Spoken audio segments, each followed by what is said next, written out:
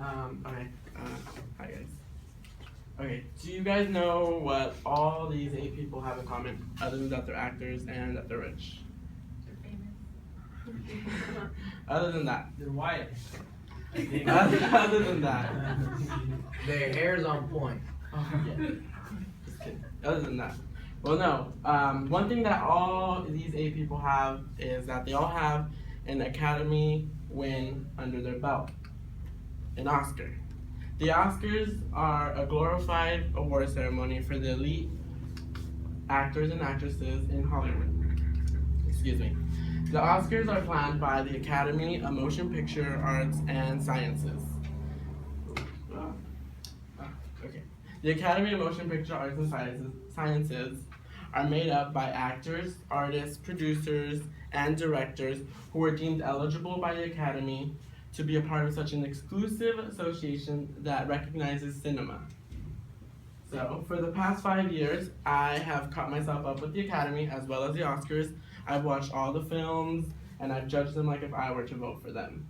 So, through the breakdown of the Academy of Motion Picture Arts and Sciences, you'll be able to understand how they recognize films, and as well as how a person can become a member of the Academy. So first I'm going to talk about who is in the Academy and how they're in the Academy. Then I'm going to talk about how they recognize films. This is the Academy. This is not all of them actually. This is I think just the science part of it. Through extensive research within the Academy of Motion Picture Arts and Sciences website, I was able to pull in the following information. The Academy is broken down into branches that each person belongs to. So those branches, some of them are acting, directing, and producing. And within each branch, there are, well, this is actually the science. So one of them is science, so these people would belong to them. So, excuse me. Okay. To be a part of the Academy, the website's strict words stated that it is simply through nomination, not by application. So in other words, a person from the Academy has to nominate you to be in to be included into the Academy. So recommendations and nominations are reviewed through the committee of branches. So within each branch there's a committee, and they review whether you're eligible or whether you have the actual talent. And if you are recommended by somebody, the Board of Governors decide whether you get to go in. The Board of Governors are people who uphold the vision of the Academy. The Academy, and as well as their financial health. So in other words, they make sure that there is a lot of money within the Academy, as well as they always look classy. Because you can't be exclusive if you don't look classy, you know what I mean? So after you've gone through this process of being nominated and whatnot, you are finally into the Academy. However, that does not mean you have an Oscar. Nominations are a whole different process, and that will be talked about in the second part.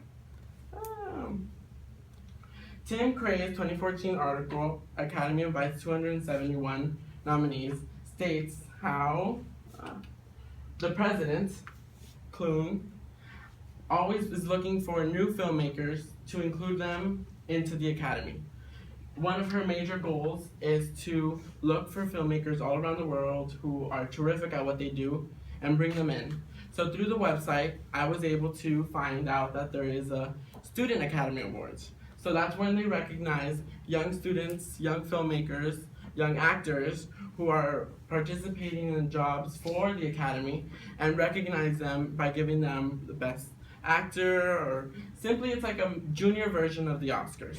So that's one of the many ways that they try to include people into the Oscars and show that they're not just about the money and the class. Okay, voting and nominations. This is something that's mainly talked about.